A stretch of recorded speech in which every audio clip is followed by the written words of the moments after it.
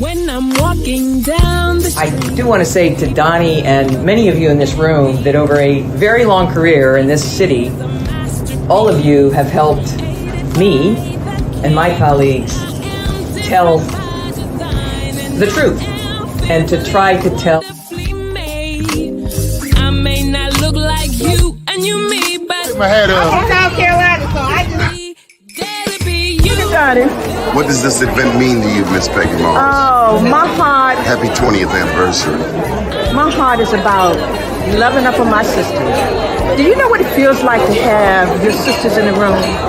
John. And dare to be different and unique. I'm gonna be the best me I can be by letting His glory shine through. I am beautiful, I am blessed, but not just what you see in the flesh. I'm free from people, free from myself. There's a the doctor lived next door to the janitor, to the reverend, and the lawyer. We were together. Now we get so high and mighty that you create stress for your society because you don't like poor black folks either. That's a health problem.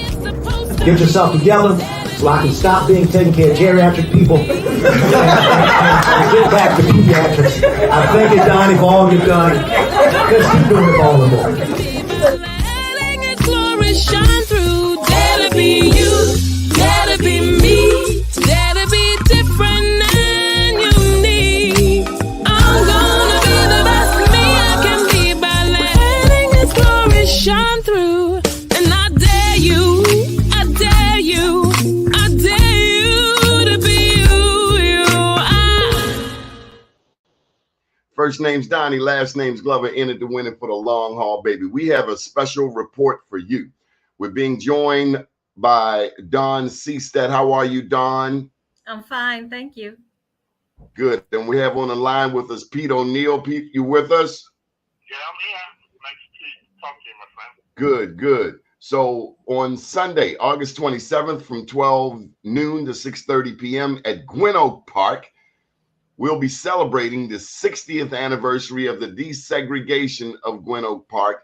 And I first should give many thanks to Joshua Manns of Joe Manns Awards for making me aware of this momentous occasion. Any thoughts, Dawn? Yeah, Joshua has been great working with. One of the things that I'm trying to do with this festival is use local businesses and promote our local business people to just promote the area. It's in need of a lot of investment, and hopefully on an up note. It's been a real pleasure working with Joshua at Joe Manns. Okay. Pete O'Neill, any thoughts as we get started? You know, my friend, you and I know each other for a good minute. And when I see you and what you do for your organization and your reporting, and you and I see each other over in West Baltimore with a lot of the homicides and murders, we both are looking for the good side of this area. And this is going to be a really good thing Sunday. Okay. Pete, anything you want to share on the history of Gwynn Oak Park? I mean, you've been involved in this type of recognition before. Yeah, my wife and I had the idea of doing a documentary. We did some research, and we came up and said, let's do a documentary on Gwynn Oak Park. And it just started out like a little simple couple minutes type of thing, and it blossomed into like an hour celebration in 2013. Took a couple years to put it together. Tracked down a bunch of folks who was actually protesters who got beaten up. The biggest thing was the Jewish community was highly involved. The Christian community, just a lot of folks involved with making sure that you and I at that time would have an opportunity to go to the park. We couldn't because it was very segregated, but they wanted us to be able to go to the park. And we did this documentary, had an event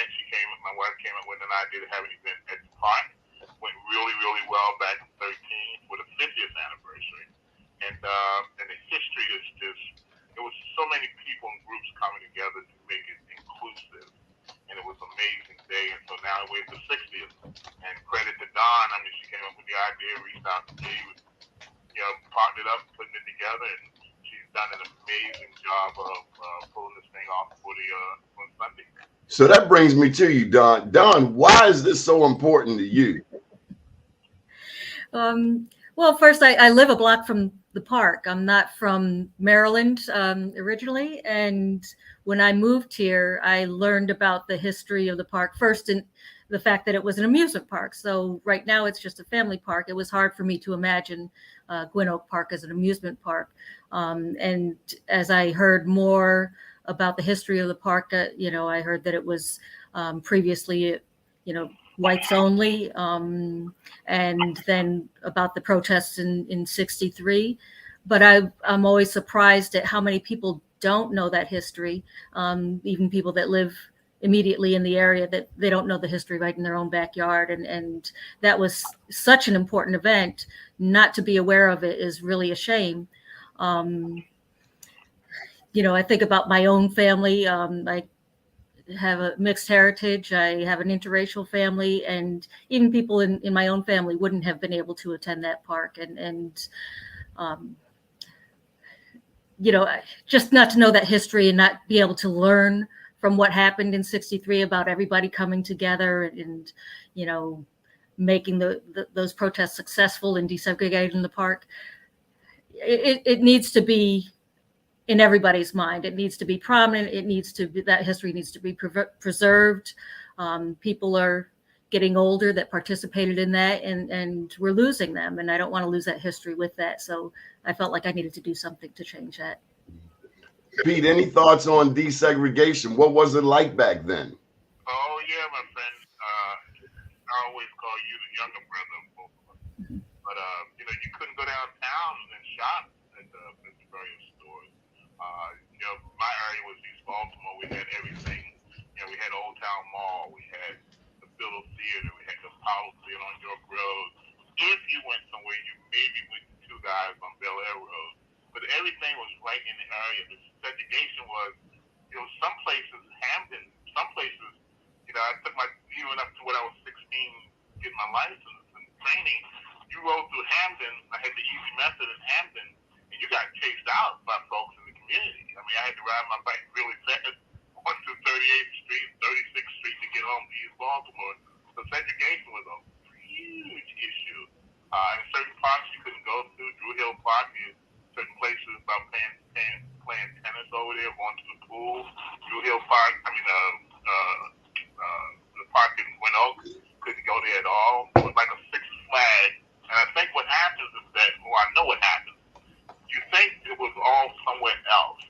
You don't think it was in Baltimore. We came across still pictures of the KKK marching down Caroline Street, where the Sears store was on North Avenue. You see KKK on Caroline and North Avenue. There's pictures like that.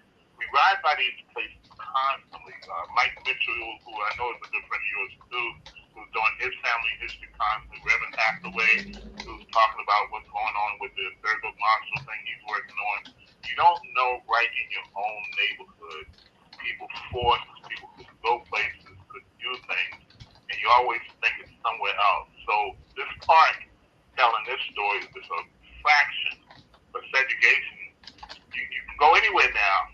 Some places you really can't go anywhere because you look at you and go, it, Doni. You do a lot in the community, and some people look at you and you don't belong here. All the stuff you do, you give out awards to people, and I know you feel it where they don't want me here. They think I don't belong, and so it still exists. And people trying to cover that history by what's going on in Florida. Slaves benefited from being a slave. You think you go, you've got to be kidding me. So we just need to keep telling the story, and with your shows, your connections, you're keeping the message out there, and it's greatly appreciated. Well, I just wanted to say that at the bottom of the screen is the link for more information. Gwynn Oak 60th, Gwynn Oak 60th, Gwynn Oak 60th.square.site. And this is about the 60th anniversary of the desegregation of Gwynn Oak Park this Sunday, August 27th, from 12 noon to 6:30 p.m. You know, as you were talking, Pete, what came to mind is a story we recently did on Hose Heights. And Hose Heights is located up around Poly, right next to Roland Park.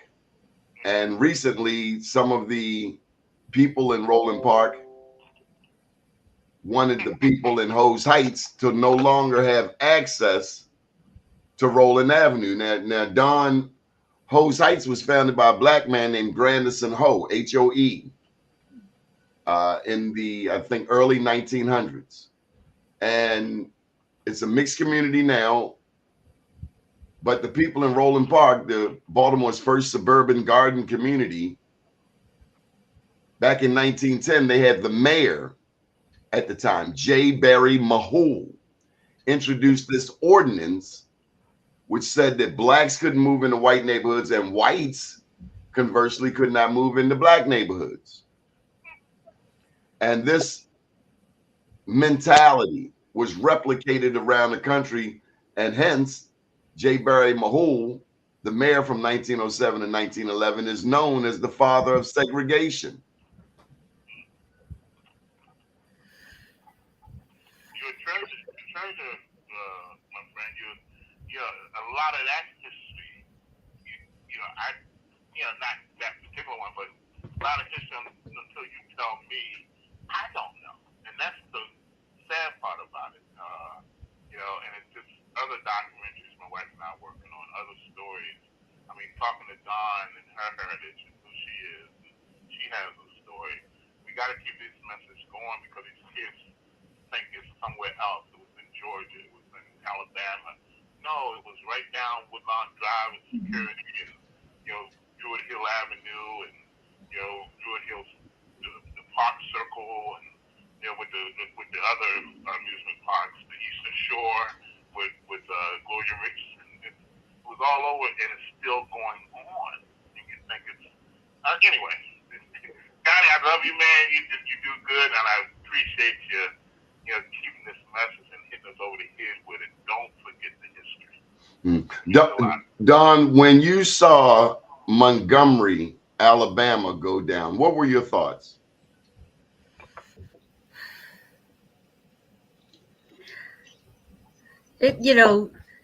Everything is just kind of building up. Anger, sadness, and you get to a point where it's just hard to keep on hearing the same story over and over, decade after decade, and I feel kind of like we're back in a situation today where it's not too different from 1963 in a lot of cases.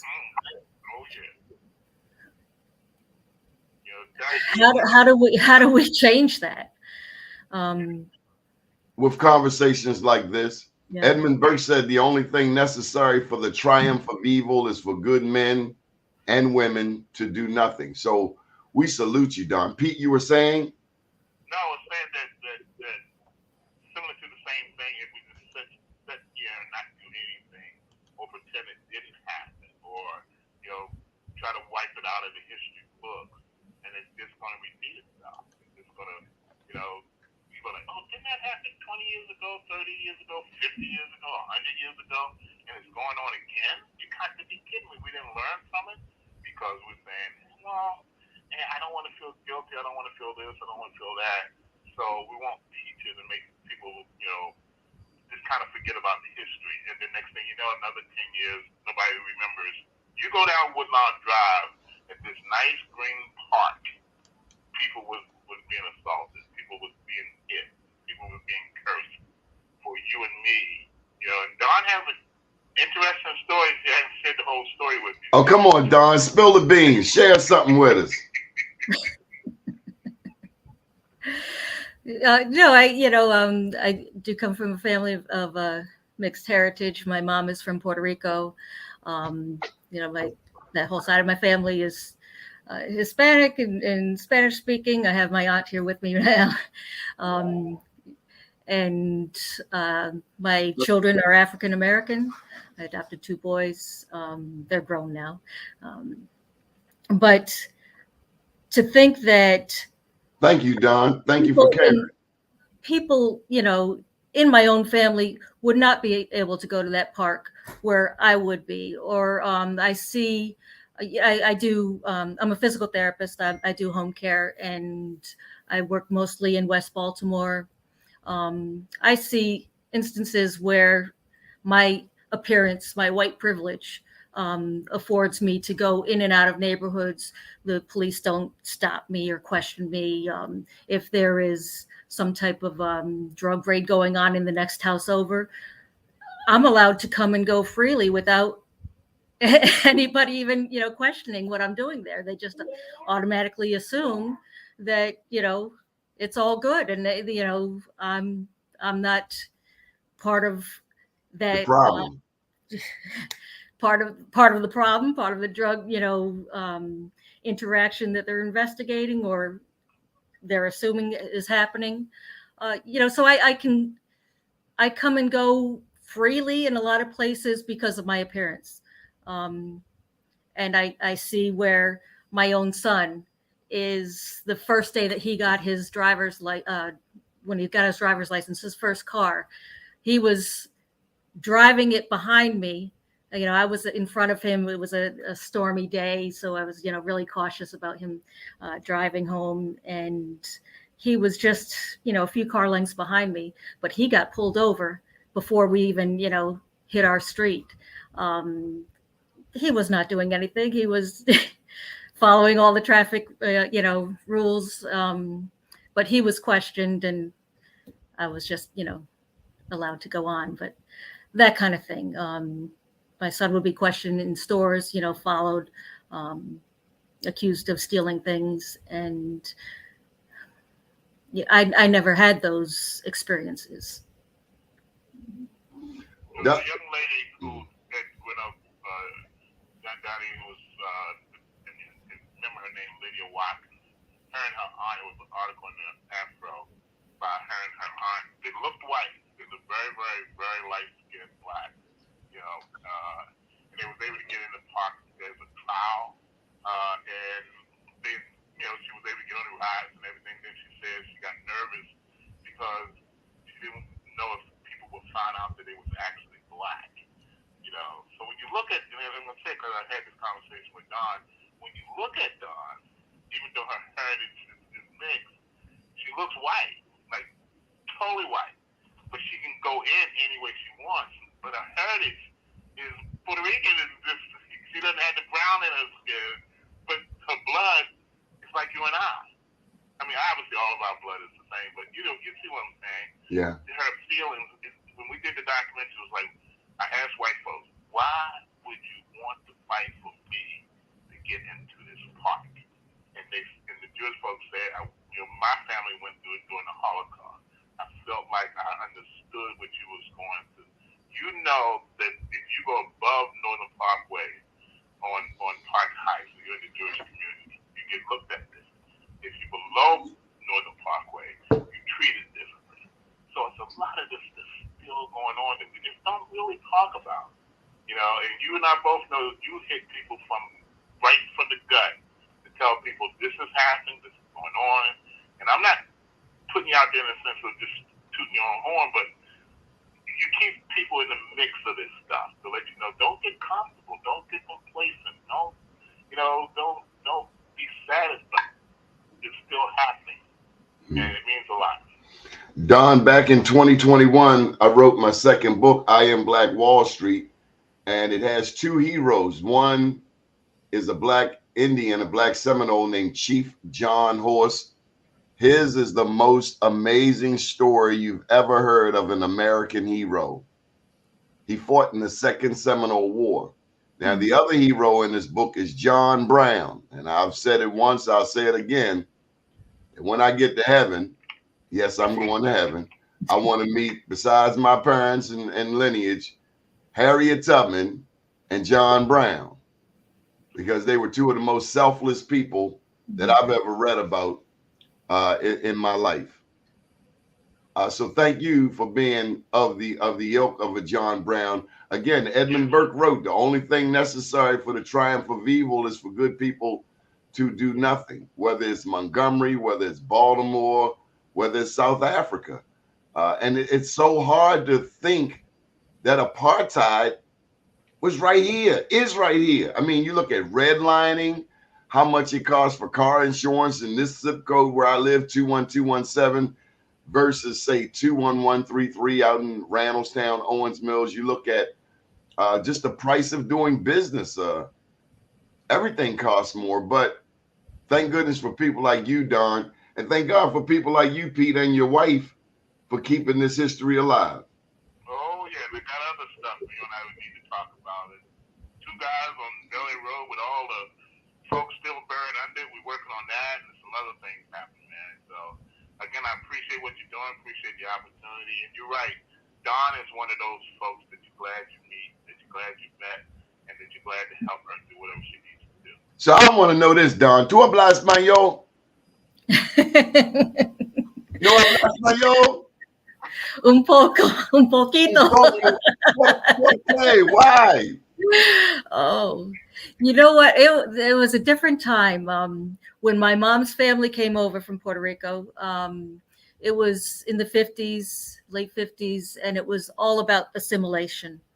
One of her good friends has a perfect story about that. Her last name is Lequerica, but when she came over from Puerto Rico, it was Lequerica. But in order to assimilate and kind of downplay the Hispanic heritage, she actually changed her name to Lequerica because when people, first of all, they couldn't pronounce it. Second of all, they couldn't spell it. And it was easy to say, my name is Lequerica, like America. And she wore that like a badge and kind of, got rid of the original pronunciation of her own name. Kind of the same thing in my family, Spanish was spoken when, my aunts and uncles were all together and cousins, but in the home, it wasn't allowed. My father didn't speak Spanish and he thought everybody would be talking about him. He couldn't understand them. So, yeah, it was frowned upon to speak Spanish in my house growing up. I started school. Actually, I was sent down to Puerto Rico to start school. I lived with my grandmother down there. And then when I came back, it was not allowed to, speak Spanish in the house. And I think I have a little bit of a block about learning. I would love to really put my emphasis on learning Spanish. I have my aunt here with me now that I take care of, and she's got dementia. She always spoke both languages at home, and now she's forgotten her English. So it's really important that I can communicate with her, but it's gotten more difficult because she's speaking Spanish and I'm answering her in English. Well, I got to do this plug. Number one, my grandfather, my maternal grandfather was from Santurce, down in San Juan, Puerto Rico. His name was Joaquin Calderon. Also, did you know that Spain owned Florida up until 1831? So that meant enslaved persons who could escape to Florida, say from Georgia, South Carolina, Louisiana, could in fact gain their freedom. Oh, I didn't know. Yeah. So despite Ron DeSantis, George Zimmerman, Trayvon Martin, and the negative things that some of us think about Florida, because I was going to boycott Florida for the rest of my life. But as I was researching this book, I realized how much history, how much great Black history comes out of Florida, including the fact that the first Black man in America was Juan Garrido, a Spanish conquistador who was far from a slave. He was a warlord, if you will, a general, a Spanish conquistador. So there's so much history. And because we only speak English, we only get the English history, the Anglo-Saxon history of America when there were French. I mean, you look at Canada, they speak French up there. The French were here in the United States. They were fighting, to get various pieces, like the Louisiana Purchase. So there's more history to America than most of us even know. We just look at it straight from the English perspective. Pete, any thoughts? Don, any thoughts? Oh yeah, what you said. The one thing when I get an opportunity not only to listen to you and talk to you, and you can see the people listening on this show, I'm your biggest fan. I love it for you being a black man in a city. But I've seen you on multiple shootings and stuff, and you show up and you talk to people and console them. That the knowledge that you have, that shouldn't be a surprise. And I love listening to the way you just spit it out there, man. So I know when you go to talk to kids, I know you have them mesmerized. So, yeah, you keep talking, I'll be the one listening. That's my thought on all that you're saying. Don, how important, where did you get this service component, this service characteristic in your personality? Why do you care? Yes, that's the question. We all have to care about each other. I mean, because I guess at the end of the day, that's how we all survive, is caring about each other. And one can help another. Somebody in turn can help me. I never know when I'm going to need a hand, but when I do, I am always surprised at the people that show up to help. People that I didn't think that, I had that much of an impact on years ago. And they come back, and it's about giving back and everybody working together. So it's important. Tell me about it, Pete. Where'd you meet Dawn? She called me. She reached out to me, sent us an email site about all the King's Horses, which was the story of Gwynn Park. Met with her, talked to her. She's the good cop, I'm the bad cop. So I call ourselves that. She reaches out, she talks to people nicely, she gets people involved. If she runs into any problem, people give her pushback. Then she called, I talked to them from a different angle and let them know the history and, that they got to be involved. You can't blow it off. And next thing you know, she'll tell you one thing turns into another. So she's the calm one. My wife is the calm one. They talk very nicely. I'm the hood guy from East Baltimore, So when I call you, it's like I'm not asking you to be a part of it. I'm telling you, you got to be a part of it.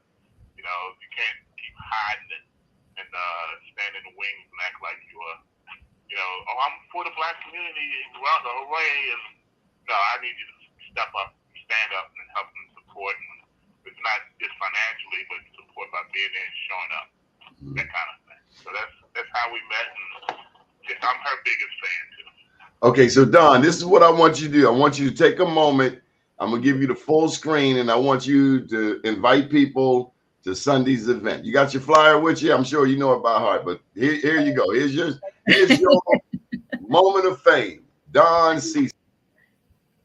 All right. So yes, everybody has to come to this event. It's the Gwynn Oak Unity Festival at Gwynn Oak Park from 12 to 6:30 this Sunday. We have a lot to offer. The whole community has gotten together and created a mosaic to commemorate the 60th anniversary of this desegregation of Gwynn Oak Park. We'll be unveiling that and dedicating that mosaic on Sunday. We will have some very special guests that are part of that dedication ceremony. We're going to have a lot of our civil rights leaders there and our Gwynn Oak heroes. We have Leo Burrows, Charles Mason, Senator Michael Mitchell, Judge Robert Bell, and Mary Sue Welcome are all going to be there to give a table talk Q&A, have the public come up and just ask questions. They can, they're there to share their experiences and to share their knowledge, to motivate young people to learn about the history, learn from our history, and get involved. Try and step back some of the atrocities that are happening still today. But we have to, get people involved first of all, and know what happened years ago.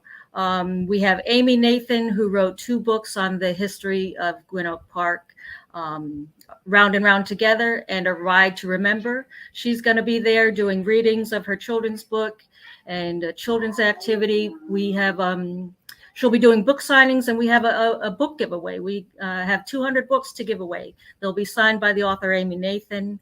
We have food trucks. We have all kinds of cultural performances, musical guests that reflect the diversity in the community today. We have, let's see, jazz with Carl Grubbs. We have salsa with Joe Falero, an old school dance party with the Uptowns. We'll have a throwback playground where you can play double dutch, horseshoes, checkers, hopscotch. If anybody remembers Cat's Paw Heels, were something integral to playing hopscotch in the Baltimore area. That will bring back a lot of memories for everybody. It's really going to be a cross-cultural event, sponsored by Maryland State Arts Council. We have an interfaith sponsorship with the Archdiocese of Baltimore, the Baltimore Jewish Council and the Associated, and Islamic Society of Baltimore.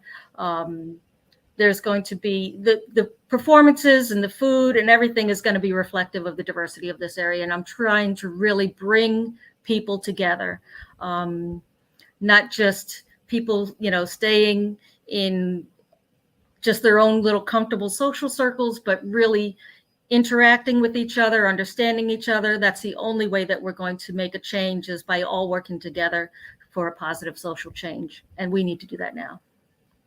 Yeah, it's all free, Donnie. It's all free. All free. I want to. We're going to have a screening of the documentary too, so that'll be playing. And she forgot to say about the shuttle. There'll be if the parking gets full. Tell them about the shuttle going back and forth, Don. Yeah. So I'm a physical therapist. Accessibility is important to me, and that's part of being totally inclusive, not just of races and cultures, but people with physical disabilities or physical challenges as well. So we've arranged to have satellite parking at the Woodlawn Library and Woodlawn High School. There will be a shuttle, 3 shuttles actually, that are wheelchair accessible to transport people back and forth from the parking lot at the library and the high school to the park. And then within the park, Forest Park Golf Course has donated a golf cart. So we will have that on site to transport people just within the park themselves, itself. You and me might not have a problem walking 50 feet, walking 100 feet, but that might be a real challenge for somebody. So we have the golf cart. Once they are dropped off at the entrance, they can catch the golf cart and go and enjoy and be a part of any of the events that are going on. And there are a lot of events going on. Pete, this is just absolutely beautiful. And I'm glad I thought to call you, because I remember all the work. Don, you don't know, this man would have beat me up. He talking all of that kumbaya Jesus Christ stuff. He would have beat me up. He would have beat me. Hey, man, you ain't called me. I know, but you know me. I'm always, it's not about me or nothing. I know you feel the same way too. Like you say that. I know people listening to this broadcast is like, oh man, he just keeps building Donnie up. If the brothers don't build each other up, I am not jealous of you. This is no crabs in a barrel. You do a tremendous amount with your awards program, with highlighting what people are doing in the community. And if we don't build each other up as Black men and not try to tear each other down all the time for all the good work you're doing, then I have no words to say how I feel about people who do that. So, yes, my friend, I would have been mad. I would say, okay, why didn't you let me know? Yeah. But I'm fine with not taking a bow, because what we're doing is we want people to remember what people did in the past, and what you and myself, my wife, and Dawn are trying to, do it for the kids in the future and not forget these sacrifices. So thank you. So Dawn, do you know what Pete does around Christmas time? Oh, his toy drive. Yes. Oh. Pete does the biggest toy drive that you've ever seen. I've seen other people try. They can't touch me. MC Hammer can't touch this. I won't say that, man. I know where I'll be this Christmas. Big Addy got the Thanksgiving thing on lock, but Pete O'Neill, I mean, it's a beautiful thing. It's a real, and you know, when I saw the Christmas drive, I had to stop beating him up. You know what, man? That's like people always say, they don't ask what college you went to. They don't ask what state you lived in. I'm from Baltimore. First of all, what high school did you go to? That's extremely important. And what side of town do you live? Well, where did you go to high school? Where did you go to high school? And what side of town you live? Well, where did you go, Pete? Oh, well, you know, I'm in East Baltimore, played around Madison Square Rec Center, went, you know, even though I was right at Madison Square, I went to Clifton. I didn't go to Lake Clifton because I had the opportunity to go to City. So Clifton, it was Preston Elementary, Clifton Park, which was on North Avenue. You went to City? Look, you was doing good, man. Don't start having a tone to your voice, okay? Did you know that they have therapy available for you? You was doing good, man. You was doing so good. You was doing really Don, there's a Poly City rivalry here that goes back. It's the oldest in the country. And I went there to Poly for 2 years, and my son and daughter graduated from there. But I'm a Dunbar poet at the end of the day. Okay, all right. So see, we used to we did a lot of spanking on Lake Clifton, but we love Lake Clifton. That's probably the greatest historic rival to Dunbar. There you go. We'll negate that Poly part of it. You know, we'll just, you know, I don't know the words like you know the words, but we'll just negate that Poly. But I tell you what, when I did go to Poly, Pete, I do remember having an incident or two in Hamden. And it also, as you were talking, I remember getting chased out of Carroll Park. Come on. Now, I wasn't the fastest runner, Don, but when you look up and you got a mob behind you with dogs and bats, Come on. Wilkins Avenue does not seem that far away. You got to make it to Wilkins Avenue. You got to make it cross the bridge. Because if they catch you, you have a problem. Come on. The bridge, the tracks, the this, the that. Oh, my God. You don't want to get thrown on the tracks. And it's... Laugh about it now.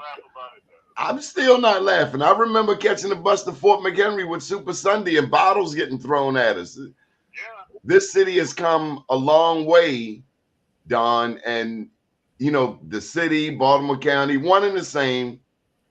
I mean, there's history in Baltimore County that people don't know, like Benjamin Banneker, the man who memorized the plans for Washington, D.C., straight out of Baltimore County.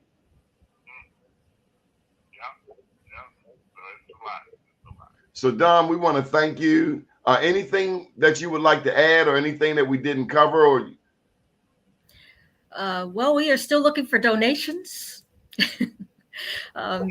This festival is fully supported by donations, and we're still looking for more. I would like to, you know, continue on. The festival is Sunday, but even after that event, there's still a lot of work to be done, and a lot of things that I'm going to promote to be involved in. We're going to be collecting oral histories from people who were part of the protests and part of the civil rights movement in the 60s. You can sign up for a scheduled interview, for a StoryCorps type of interview. You can sign up at the festival, and then that will probably continue for another year in collecting those oral histories, and they'll be stored at the National Archives as a collection. Don, I need you to put a plug in. I think we skipped one of the sponsors, Baltimore County Rec and Parks. I think you mentioned them, but what about Baltimore County Public Library, considering this is history? The library, the library and Rec and Parks, they're both partnering with us. And the Woodlawn Library particularly has just stepped up every step of the way. The Gwynn Oak Park is actually going to be under renovation beginning of next year. So the final installation, the permanent installation of the mosaic is not going to be happening at the park until after those renovations are completed. So we had to find a site to do a temporary installation of the mosaic, and the Woodlawn Library has agreed to be that site. So after the festival and the unveiling dedication, the mosaic will be installed at the Woodlawn Library. They are also going to be exhibiting some of the posters that we have with our civil rights heroes and their bios. I'm glad you mentioned that, Dawn. I got to jump in here. You mentioned Chief Judge Robert Bell is going to be here. Yes, he is. Oh my goodness, Pete, did you make that happen? She did, but I worked with him. We actually done a documentary on him too. He was very instrumental with can't think of Pace's last name out at Morgan, but they got that center out there named after him. So yeah, he's top notch, folks. Dawn, how did you get Chief Judge Robert Bell? Well, I called him. Well, I talked to him. I went to the Maryland Center for History and Culture had an oral history mingle back, I think it was in February of this year. And their panel consisted of Leo Burrows and Chief Bell and Chief Judge Bell. I went to that mingle and just, it was very informal. I was able to sit down and talk with each of them and tell them about the project that I'm working on here at Gwynn Oak Park. They were immediately on board with that. Senator Michael Mitchell was there as well. And they just started sharing stories and being so supportive of what I was doing.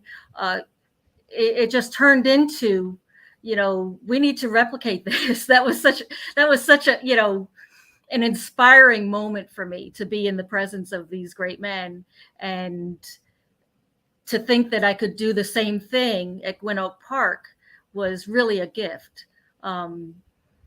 So, as I learned a little bit more and talked to Mary Sue Welcome and Charles Mason. Oh, actually, Charles Mason was one of the. Where did you find Mary Welcome?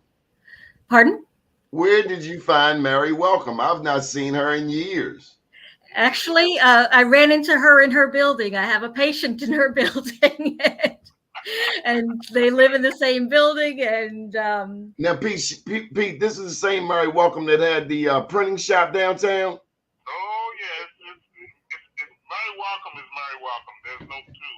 There is no other. I mean, she's quite the personality. Yes, she is. Yeah, She got a little gangster in her. You're right. But Donnie, did you notice? And I know I'm the bad cop here. Who's not on that list of sponsors and who's affiliated with this? And you are an investigative person. I'll leave it alone. But there's some obvious groups and folks that we reached out to and never responded back. First person comes to mind is the county executive, Johnny Ocheski, won by 17 votes. Oh, he will be there. Yes. Oh, because we got to acknowledge Johnny. He's got a birthday coming up, and he's been, he's always been supportive from my perspective of the efforts that are going on in the community. So I'm glad to hear that. He has been supportive, as is Izzy Patoka, our county councilman for District 2. His team has really worked hard in promoting this and helping, jump every hurdle that we've met along the way. So they've been instrumental. Big ups to Izzy Patoka. He's got a mean jump shot, or he used to. Quite the basketball player. You could do something for us, Don, since you have all these people in your private phone number. The young lady who, I keep forgetting her name, the young lady whose father was buried. What's her name, Don? We kept talking about her. Oh God, very light-skinned senator, state senator. Jill Carter. Jill Carter. Oh yeah. Jill Carter. We have a stage name after her dad. Walter P. Carter. Yes. Yeah, Walter P. Carter. It's a stage name. We've been trying to reach out to her to let her know about the event. Obviously, he was extremely involved with a lot of the protests, getting things done and set-ins and stuff. So if you can reach out, let her know what's going on. It's great to have you. Okay. So again, on Sunday, the 60th anniversary of the desegregation of Gwynn Oak Park, Sunday, August 27th, 12 noon to 6:30 p.m. Join us for a day of honor, celebration, and Unity Festival. The website is gwinoak60th.square.site. Live music, food trucks, giveaways, cultural performances, honored civil rights heroes. It's going to be a table talk celebrating diversity, readings of A Ride to Remember with author Amy Nathan, the unveiling and dedication of the Gwynn Oak Mosaic, vintage games, free for the family. This is just marvelous. I will be there. I will not miss it for the world. I think that is everything. Anybody got anything they want to add? And I know it's not on the flyer, but the viewing of the documentary, it'll be on a repeat, so you don't have to sit there and watch the whole thing. But it'll have video and pictures of the protesters being carted out by the police department. So that's going to be playing on a loop, so they get a chance to see that too. Anything you want to add, Dawn? It's free. It's free. It's all free. It is all free. It's all free. Dawn, again, it is a pleasure to meet you virtually. Well, yes. Hola, tu familia tiene un buenos días. Mi español no es perfecto. Yo hablo. Come here and say hello. Come here. Hola, mi familia de Puerto Rico, Barricua. Hola, mami. Yeah, Tati. Esta es mi tía. She's very shy. Que Dios te bendiga. A que Dios te bendiga. Dios lo bendiga a usted también. También. Sí, a usted también. Her aunt. That's our auntie, yes. Bienvenido a Baltimore. Bienvenido. Sí, bienvenida. Seguro que sí. Thank you, everyone. Don, it's been a pleasure. Pete, thank you, big brother. All right back at you. Okay. Keep doing what you're doing. Yes, sir. Good afternoon, world. Thank you. Thank you. De nada.